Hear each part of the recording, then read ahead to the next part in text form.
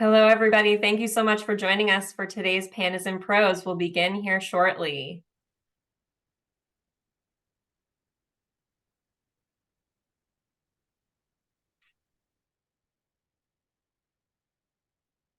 All right, well, I see folks joining us today on this Thursday morning. I'm going to go ahead and stop sharing my screen, but thank you so much for joining us today. My name is Jenna Bonello, and for today's purposes, I will be your host.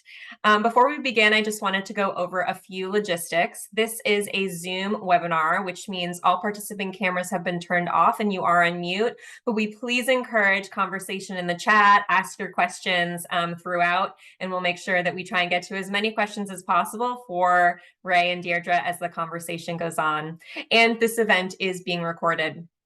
So I am joined today by Deirdre Jennings-Holton, WWF's Director of Talent Acquisition, where she leads efforts to analyze the recruiting and hiring lifecycle for entry points for bias. She holds a BS degree in marketing and a concentration in international business from the University of Maryland Smith School of Business.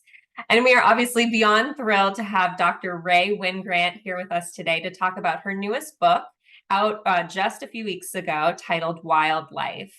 Rae Wynn-Grant is a wildlife ecologist with expertise in uncovering how human activity influences carnivore behavior and ecology. She received her BS in Environmental Studies from Emory, her MS in Environmental Studies from Yale, and her PhD in Ecology and Evolution from Columbia. She co-hosts Mutual of Omaha's Wild Kingdom, Protecting the Wild on NBC, and hosts the podcast Going Wild with Dr. Rae Wynn-Grant, produced by PBS.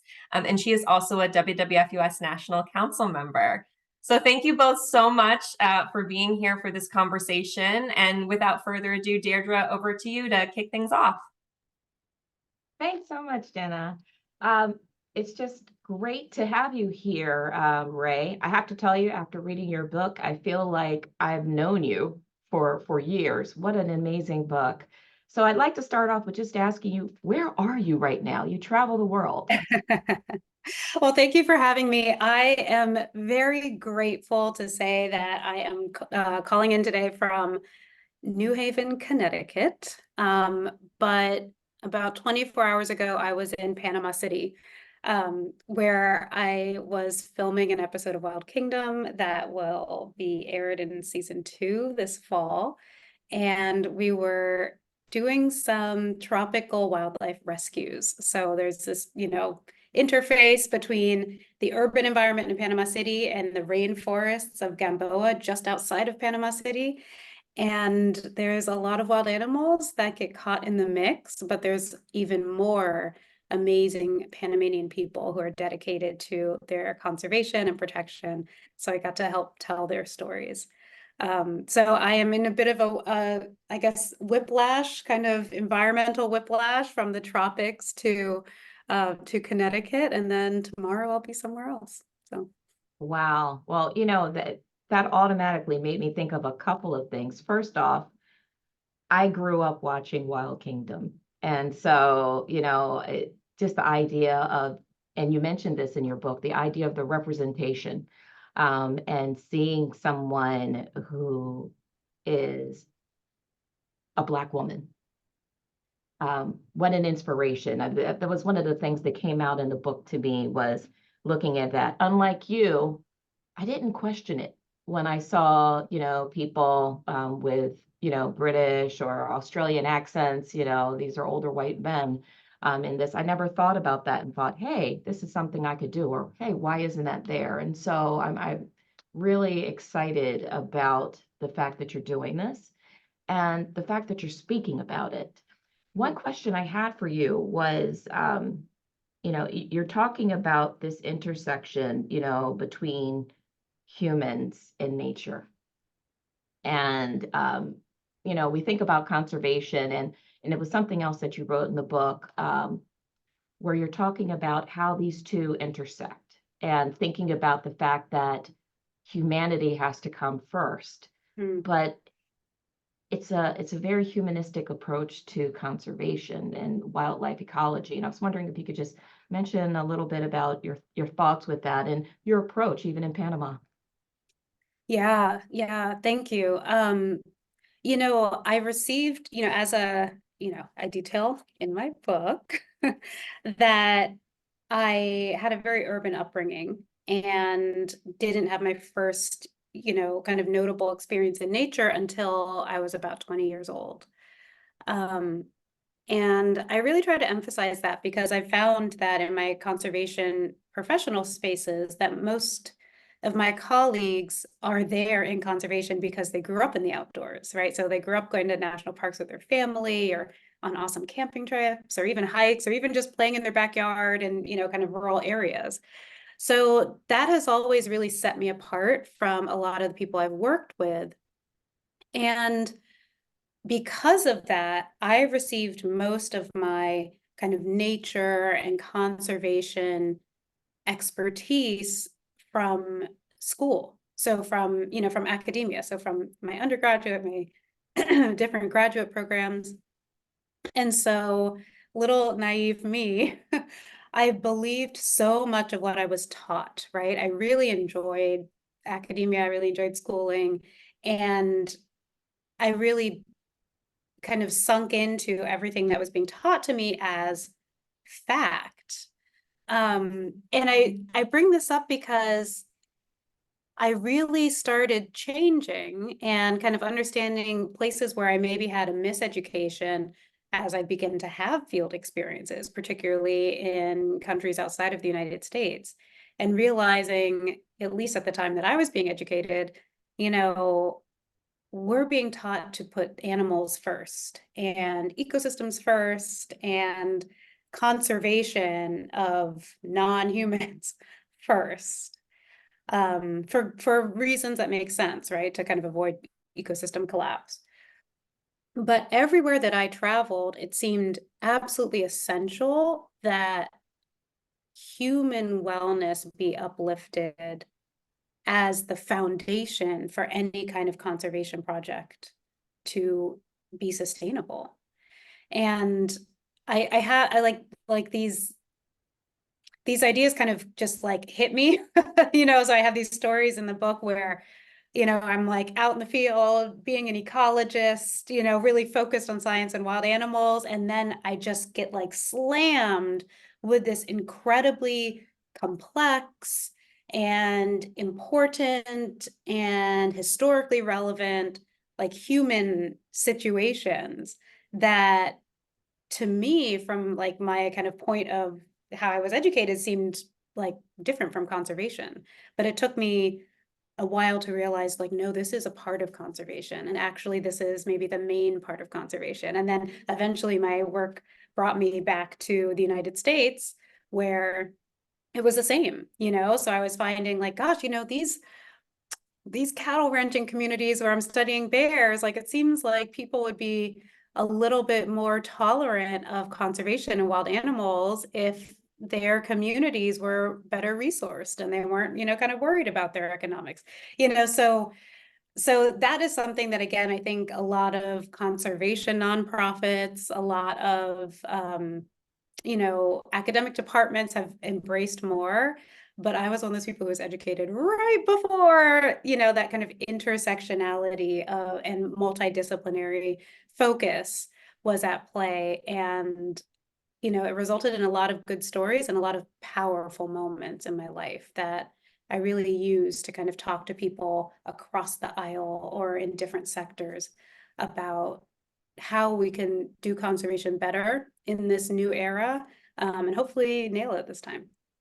I love that. And, what I love about it is it's a universal theme. So we apply it to conservation, but we can think about it in so many different things. I come from international development, and it's the same type of thing. It's, thinking about people and the impact. And I'm wondering what the impact is, or how did your identity as a Black woman shape the way you approach conservation?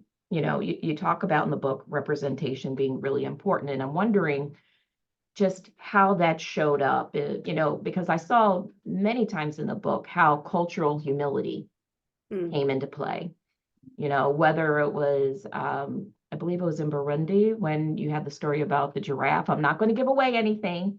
If you want to know what happened to the giraffe, you're going to have to buy the book. That's my favorite story.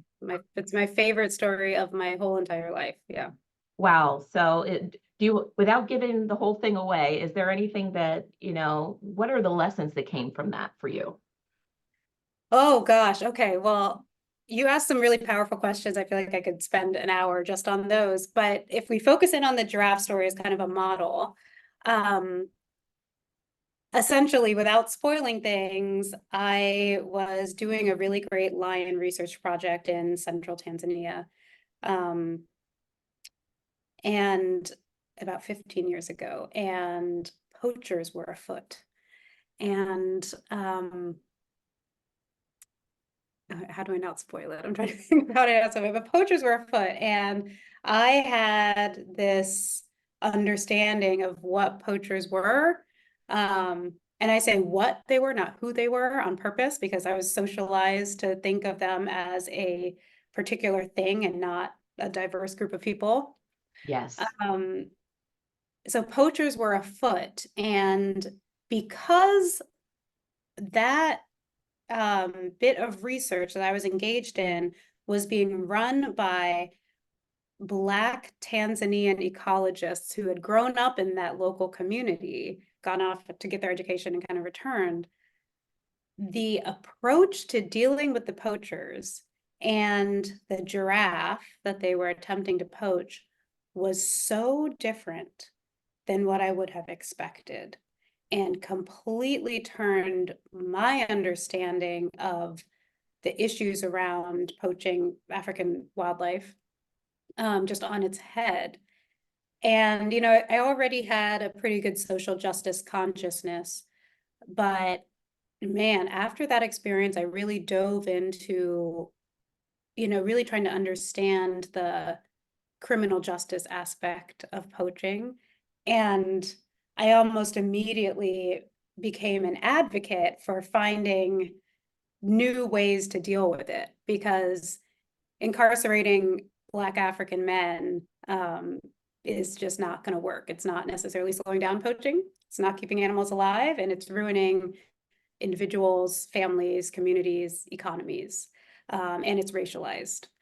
And that was something that I experienced in this kind of beautiful, tragic, again, like very complex, suspenseful event that happened in the middle of nowhere where no one was around.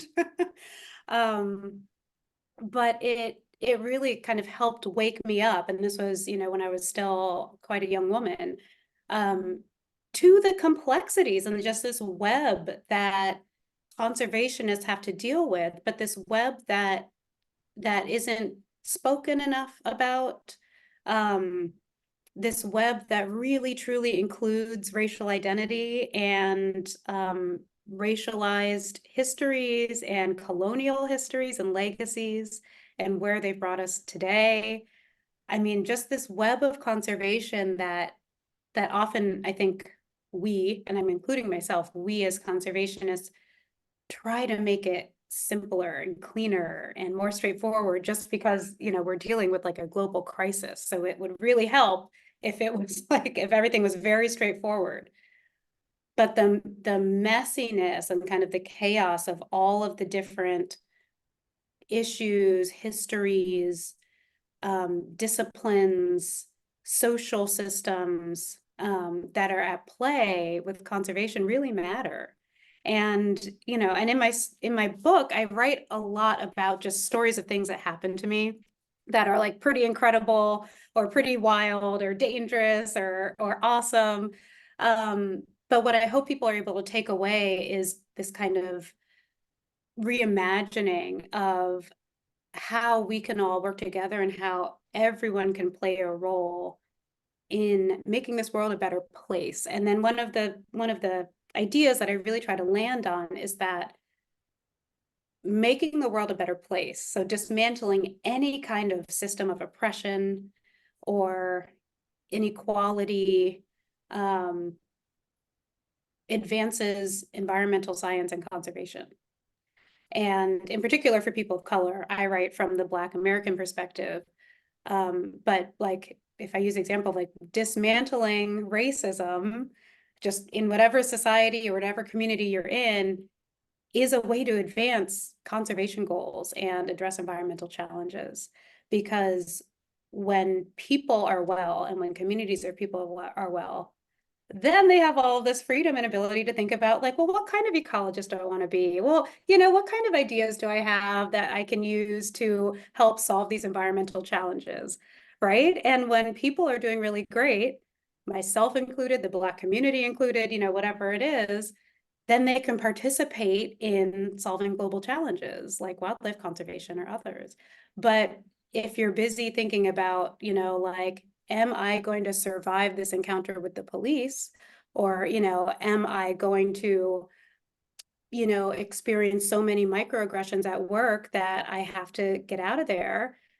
Then you're not able to put all of your energy and effort towards some of these environmental challenges that really need everybody involved. Thank you.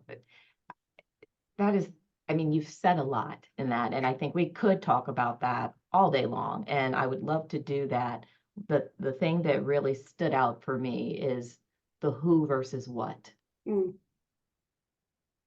Remembering the humanity that's there, because we are conditioned to think of not people as people. And Right. so, and when I was reading your book, I know we're talking about representation, but I think there's also a story here that you've told so brilliantly about overcoming obstacles.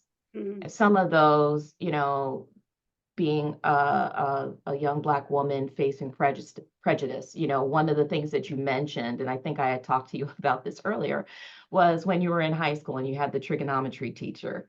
And I literally stopped reading for a moment because I had a similar experience where I had a trigonometry teacher that looked at me as a young Black woman and put up obstacles. And unfortunately, unlike you, who went to college and then sought help, it kind of turned me off of math. Mm. And I just think of that as one obstacle that you mentioned in the book. But another one, I'm thinking about, I think it was your first time traveling abroad, where the people that were waiting to greet the students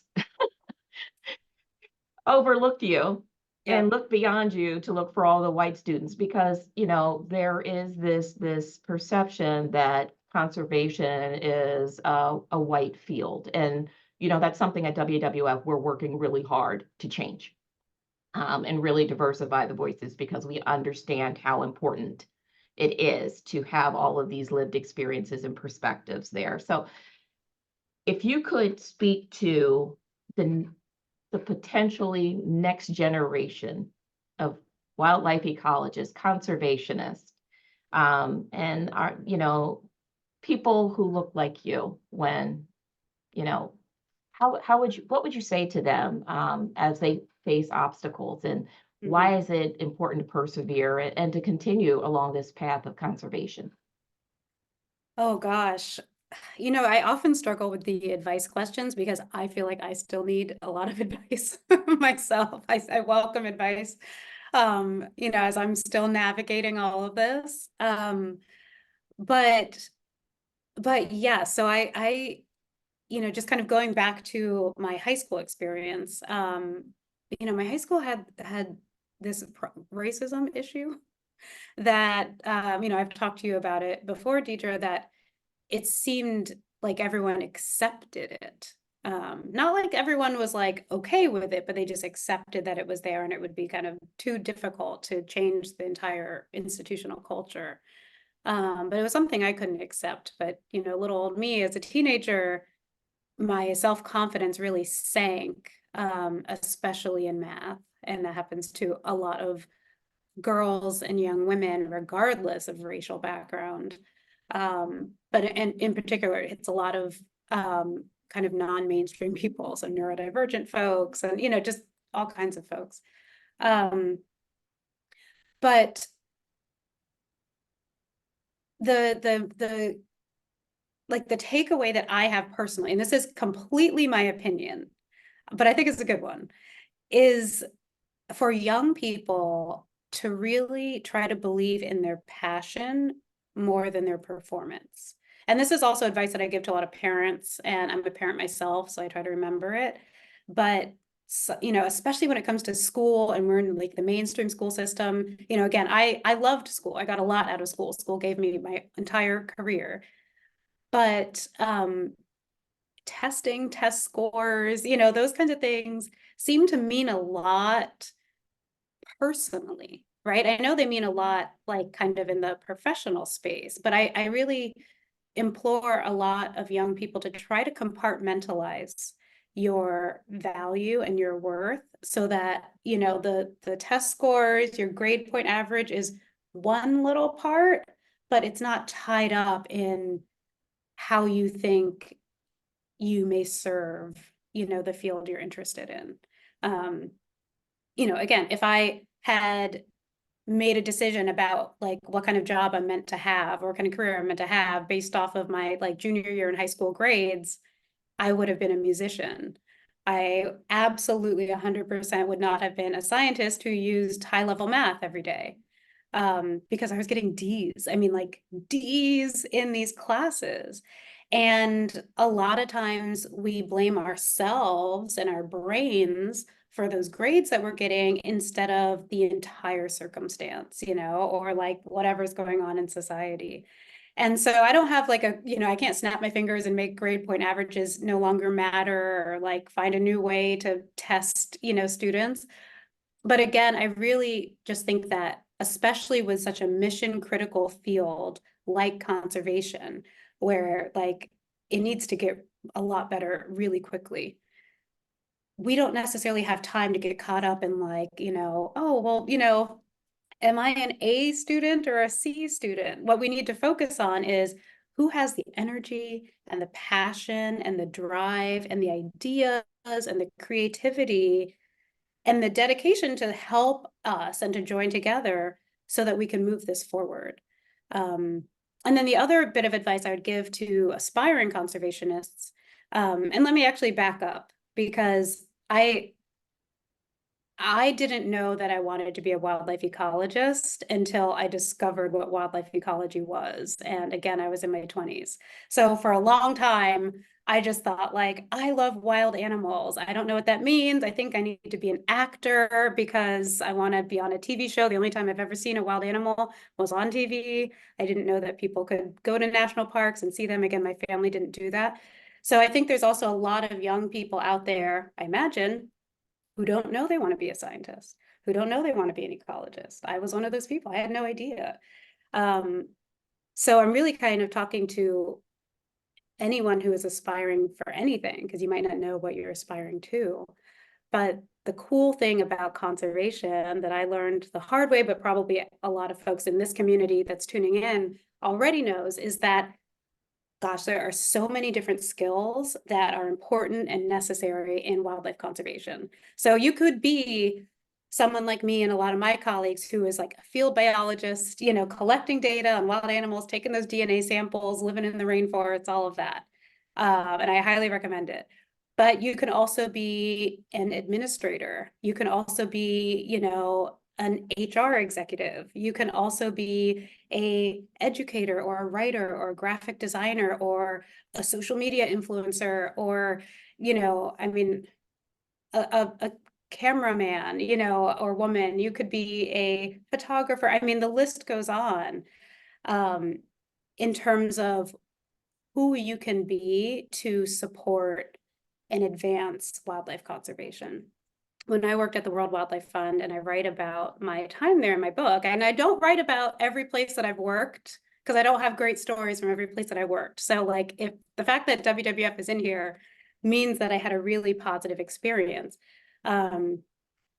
But what my job there, I was an administrative assistant and I was not doing science. And I didn't think that I was doing conservation, right? It wasn't kind of spelled out to me that I was part of the conservation community because I was filing receipts and I was taking phone calls and I was taking notes in, you know, my boss's meetings. I was making coffee. I was like putting out catering, you know, for in the conference room. And I thought to myself, I want to do conservation. I really want to do conservation. So I've got to go to grad school so I can do conservation. But that was my young and more naive mind. And now I really understand, like, oh, I was essential to wildlife conservation, right? Like you know, I was a part of that community. I was helping to advance it. And whether you are at any level or in any department or in any field, you know, you are playing a vital role, and you're, you know, I don't know, you're an essential worker in this mission critical field. So I want to open that up to young people who think like, well, still the only people that I know who interact with wildlife are those folks on TV who are like in the wilderness. Yes, and please, you know, feel welcome in that space, but also whatever you're already good at or whatever you're already have skills in is probably useful in this field, and we could use you. Can I just use that thing that you just said as our recruiting video? Because it's Deirdre, I was exactly what literally we thinking need. the same thing. It is exactly what we need. And it's the idea, and I love this passion over performance, but it's the understanding that we all can play a part in conservation, no matter what our skills are. There is a place for us in conservation. If people who are on here who have never thought about conservation before as career walk away with nothing else, understand that you can play a role, regardless of what your skill set is. And so, you know, seriously, I might just ask the team if we can just kind of cut that and use it as a recruitment video, because it's so important. And I also want to talk about, and I know we don't have a lot of time left, but one of the things is persistence and this idea of pursuing that passion regardless of the obstacles. And I will say, you know, you were a young mother. And this is a time, you know, I can say in recruiting that, you know, we see a lot of people who feel like they need to leave their fields and take a pause. And that's totally fine if that's what someone wants to do, if it's their choice, but feeling like that there wasn't another way. And that was the thing that inspired me when there's a part in the book where you said, hey, I'm going to find another way. And you created a different pathway for yourself and your young daughter. So tell me about that persistence and overcoming that obstacle, that push and pull of, you know, who's going to watch my child as I, you know, really want to go out into the field and do this amazing work. Yeah, gosh. Well, here is, you know, where I will admittedly be very vulnerable, because I'm still kind of working some of this stuff out. I am so proud that I've been able to capture a lot of like success stories, what I'd call success stories in my book. But, you know, you said something, Deirdre, about, you know, persisting no matter what the obstacles are. And I actually, you know, I've been reflecting on this a lot, and I actually do think the obstacles matter. I think that there are some obstacles that people might face where it may be a better choice to not keep going down a path, right? And it's just such an individual thing, and it takes a lot of wisdom. And that is actually like my theme word of 2024 for myself is emotional wisdom. Because if I have learned anything about trying to achieve my professional goals, it's that mental health and wellness is more important than anything else. Yes. And there are some obstacles that are complicated and that are hard, and maybe intimidating, but those are different than obstacles that are impossible because society puts them in front of you, right? And that's just something I'm trying to kind of disentangle, because for a lot of people and people like me, it can be both, right? It can be something that's like really hard, but also like a societal construct. But in order to like better address your question, it actually, what you're saying kind of to me comes back to representation. And there's like the little passage that I've been saying to myself that I did not put in my book. And I like, if I could go back and revise, I absolutely would. The And it's second edition, because you're the going to run second out of edition. that print. So the second Yes. edition. Yeah, maybe when the paperback comes out. But essentially, what I've been really meditating on is how, even to this day, I don't know a single mother who does what I do. I have zero examples, and I'm not just talking about a Black millennial woman Right. or like myself. I'm talking about like any mother from any background. I have no examples of someone who does what I do. And so every step of the way, from pre-motherhood, you know, when I was in relationships or married, and to, you know, being a new mom, to, you know, all of these really major, very particularly female life milestones, I didn't have any examples of how to do it. And I had a lot of examples of how not to do it, right? And it just, you know, there just came a lot of very emotional, very heartbreaking kind of points where I, you know, I just didn't feel like myself. I felt like I was like at an intersection, and I could go to the right, which was like, be the only person that I am aware of in this world leading this lifestyle, or go to the left and have a more kind of safe, secure, familiar, represented lifestyle, but not be me, you know, not have like the adventures and not be pushing towards this, you know, kind of overall goal. And gosh, that what, like, you know, I kind of write about, I can't spend 50 pages writing about what that was like in my brain, right? So I had to write about it in a more concise way, but it was years long of feeling so insecure and feeling a lot of guilt. You know, mom guilt shows up in lots of different ways. And sometimes it's Yes. head, but sometimes it's society, sometimes it's our partners, sometimes it's our family members.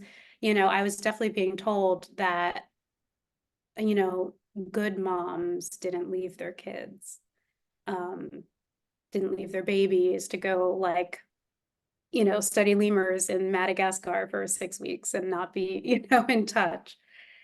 And, you know, I'm really glad that I kept going. I'm really glad that I tried it.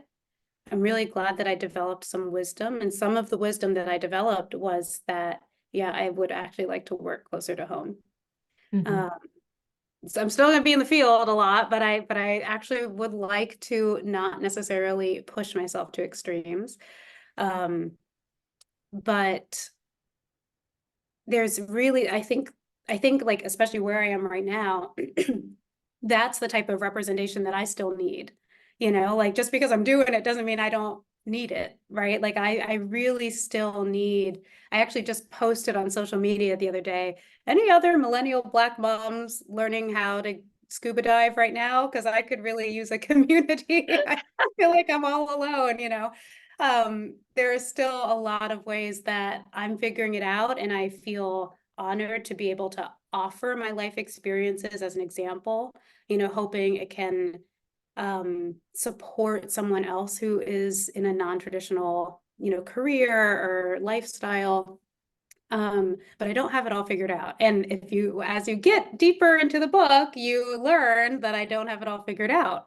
And mistakes were made, and regrouping was had. And I'm really fortunate that I have been able to rediscover different versions of myself, um, as like this different journey and this different adventure.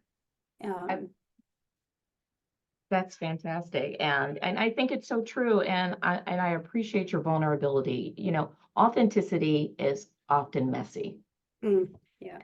right? But it's courageous. And I think it deepens our capacity for empathy. Mhm. And so those mistakes and those failures, you know, I can tell you, if I go back and think about raising my children, you know, I have a ton of failures. But I also realized that I did the best that I could. Yeah.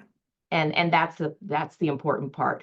But it makes me think of one final question I have for you, because we had talked a little bit about this, the idea of failures in terms of maybe conservation, things that, maybe hindsight, we think about it and say, we could have done this differently, we could have done it better.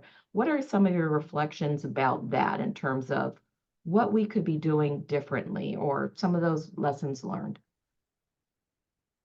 Gosh, I I I have become super interested in environmental history and the intersections of environmental history, and the social histories of different groups of people. And I really, there's a big part of me that just wants to like devote myself to this whole different area of scholarship, because I am very fascinated with how colonialism got us to this place. So I have, if anyone wants to like work on this project with me, I just have this dream of really looking at data and trying to find the data. So like if we use Africa as an example, and maybe African elephants, I have been talking with some students where I'm just so interested in figuring out how many elephants existed on the continent of Africa before colonialism, before Europeans came in. We don't have that data. I've spent like a year or so looking, but I'm really curious if there's a way to estimate how many elephants, and this is just an example of a species, how many elephants were there before European conquest, and then what was the rate of decline at the hands of colonialism, and how does that help us understand where we are today with these animals as an endangered species, right? And it kind of relates back to poaching, right? Because right now we're saying like, oh my gosh, an elephant was killed, that's one less elephant. And if we lose many more, we're going to be, we're going to have none.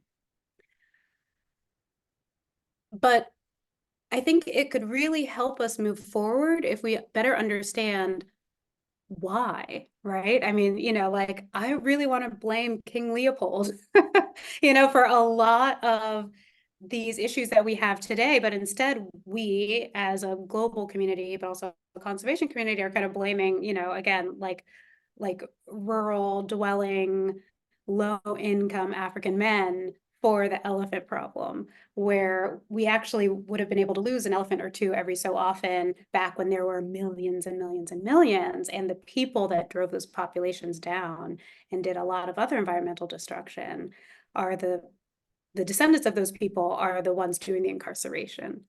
And so I'm really like disturbed by these ideas, but also very fascinated with the potential power that understanding environmental history could give to the movement.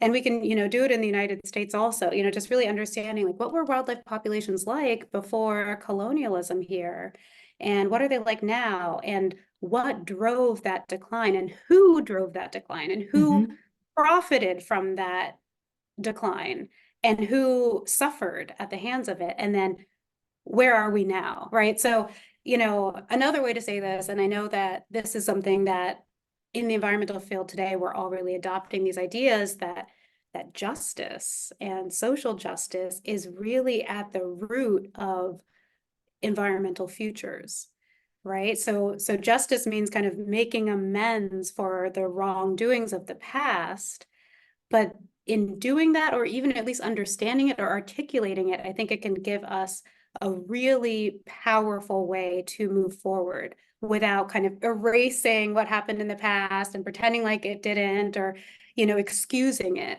and focusing on the present, like understanding the entire legacy of wildlife conservation moving forward. And, and of course, the protected area system and all that like comes into play. They're just things that were so standard because one group of people, one demographic of people were in charge of conservation at the very beginning, and they were not intersectional and they were not multidisciplinary.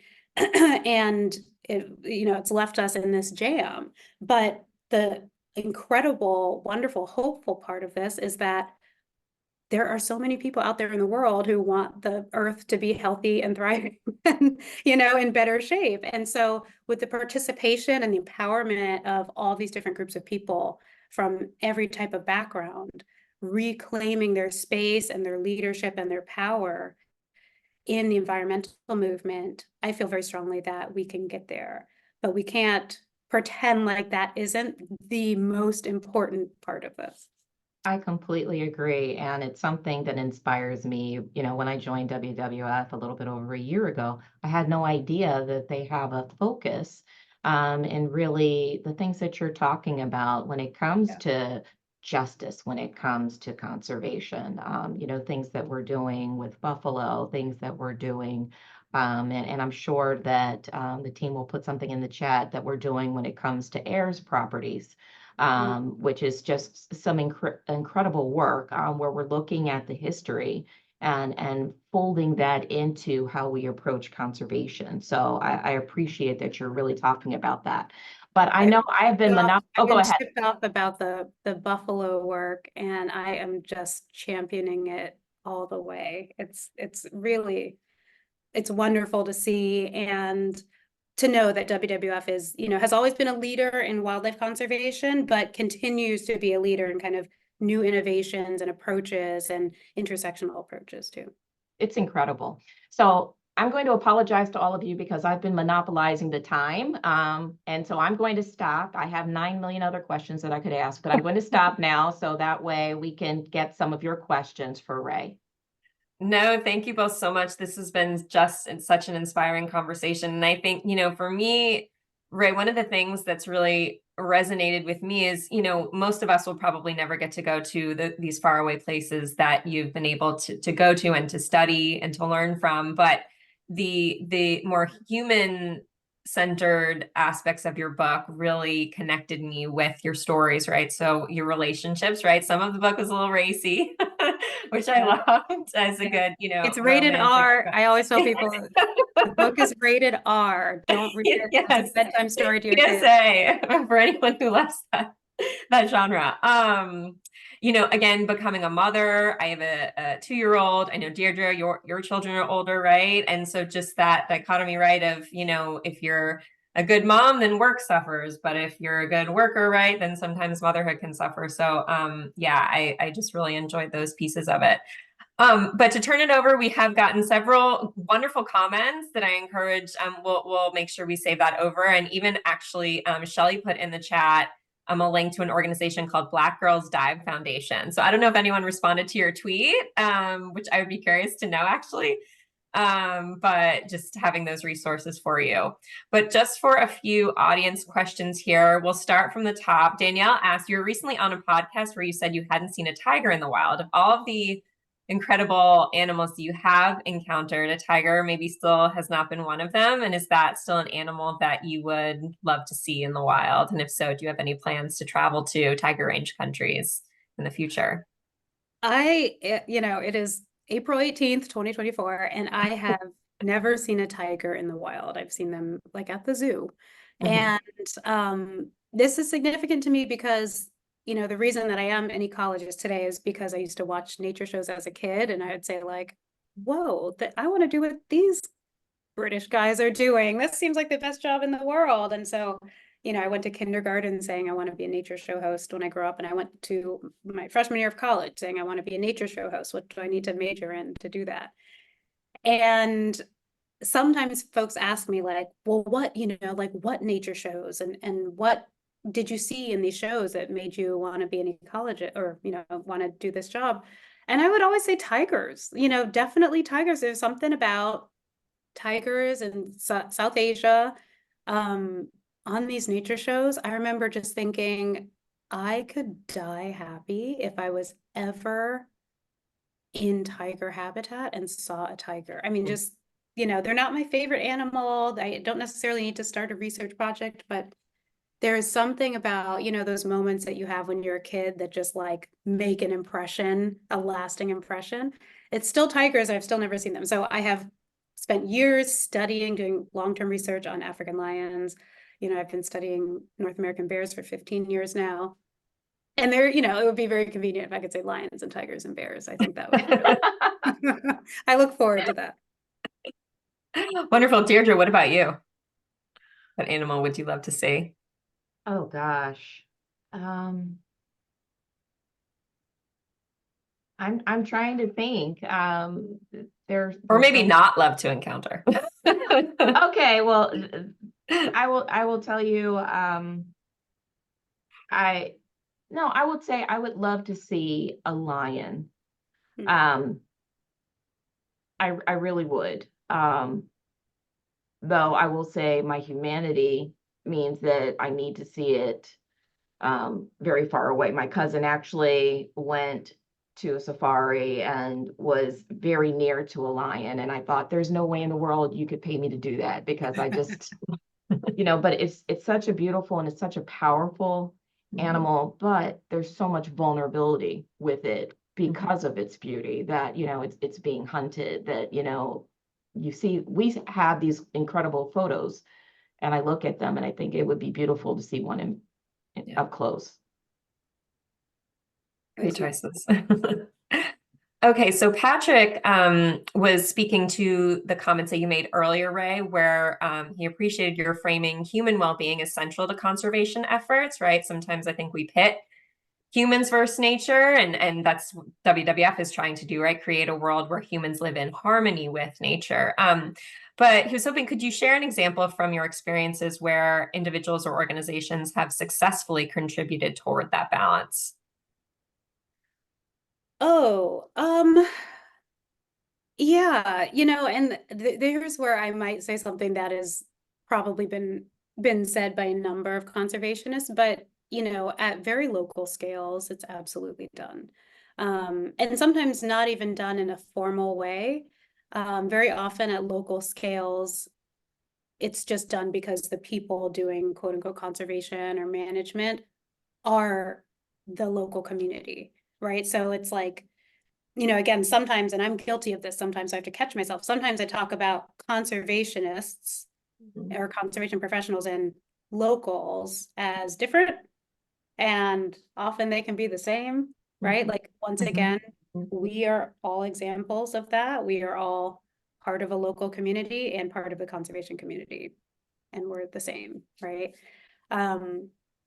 And so there have been a number of places that I've traveled, including places in the United States where the people driving conservation decision-making and planning are folks who represent the community. And, and what I have seen in several places is really, I think, kind of radical discussions about money. Like, where like, even that word money, cash, money, finance, like that doesn't always, that kind of can make us feel uncomfortable, right? Especially those of us in, we're in the nonprofit space. But I actually had this cool experience in Eastern Montana, where there's some native folks who are cattle ranchers. So their ancestors had adopted cattle ranching as an assimilation technique, as a way to stay safe in that area. And so today they were both native and held a lot of traditional values when it came to nature and wildlife protection, and also cattle ranching as a livelihood. And just like the conservation conversation was just about money. Like, well, how can we make a lot of money? And protect wildlife. And I thought it was very freeing, and I was just there to listen. I was 100% just there to listen, and just was honored to even be a fly on the wall. But I thought oh, well, this is really cool, because it can be very uncomfortable to talk about money, but that was the only barrier towards wildlife conservation happening, was can we all make a really good living, or a decent enough living that we're comfortable? And then wildlife conservation is a no-brainer. And those people talking about it were also the people who were able to make the decisions locally. And again, this is something that I've just been trying to give myself an education on, is the word radical, because they were really talking about radical change. And sometimes I was kind of brought up to believe that the word radical meant like extreme, right? And like uber progressive and super left. And really, the proper definition of radical just means like touching everything, right? So instead of being compartmentalized, it is just about everything. So when we're talking about wildlife conservation at the local scale, these people are talking about, the price of food at the grocery store, and they're talking about like funding for the public schools, and they're talking about, like paid maternity leave, and that matters in wildlife conservation because it impacts how well communities are doing. I'll give another example. I dedicated my book actually to my PhD advisor, Dr. Eleanor Sterling, who passed away last year. And she did a lot of work at the end of her life in the Pacific Islands. And she did some, work with communities where, again, she was really helping to empower communities to design their own conservation projects. And she has this one story that it really stuck with me. And essentially, they did what they call participatory mapping. So they went to a whole island and they divided, men and women in different working groups. And they said, just draw what your community looked like in the past, from maybe what you heard from your grandparents, what it looks like today, and what you'd like it to look like in the future. And the maps between the men's group and the women's group were so different when it looked like the future. It was the same in the past, the same in the present, but the future looked really different. And in a lot of the women's maps, the future did not include men. And they said, no, my husband is really abusive. Like he really like instills a lot of violence in our home. And so I want the future to look like a place where like he's not around. And a lot of women were saying this because it was kind of part of the local culture at the time. And that matters in wildlife conservation, right? That needs to be a part of the wildlife conservation project in order to make it sustainable, because people aren't going to, be looking out for coral if they're trying to defend their lives in the homes. So I've seen a lot of that at local scales. And, it's always just like anecdote, example. But it's what I think, again, reinforces these ideas that we do know what to do. We do know how to do it right.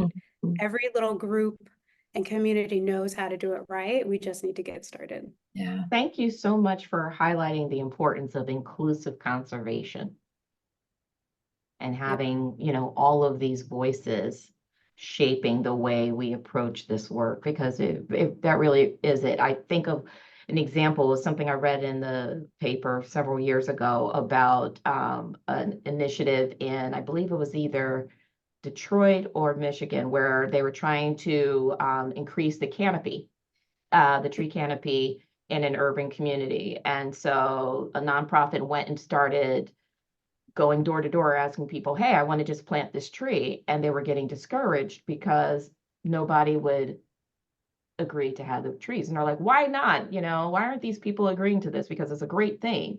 Well, somebody finally went and asked and said, why didn't you want to do that? And the people said, you never consulted us. If you put this type of tree down, which is, they had already decided which type of tree, then it's going to cause this type of mess, and it's going to mess with our, water lines, or, they had reasons for why they said no. But the reason why this project didn't work in that instance is because the people that were going to be impacted were never consulted. And what you're talking about, it just feels like the same thing. So thank you for talking about that. And I think that representation really helps with helping us to do a better job and a more sustainable job in terms of advancing this work. Absolutely. Well, I just feel so honored to be a WWF success story. WWF truly launched me in a lot of ways. And then today, I serve on the National Council as best I can with my travel schedule and do my best to serve on the National Council. And it's just so amazing to continue to be involved and active with just such a dynamic organization. Oh, well, thank you both so much. It's actually a perfect way to conclude. We're at time. This went well beyond what we thought. So thank you so much. For those who have friends and family who weren't able to join, this was recorded and it will be up on WWF's website and YouTube page. So please be on the lookout for that. But yeah, just wanted to thank so much Deirdre and Rae again. We have actually Administrative Professionals Day coming up, and I know we'll be taking that clip, right, for that, for recruiting efforts and so much more. So we so appreciate it. And everyone, yeah, so excited for you all to read Wildlife. But thank you both so much again, and we'll talk soon. Yes, there it is. Mine's right here. Thanks, everyone. Thank you so much. Bye all. Bye.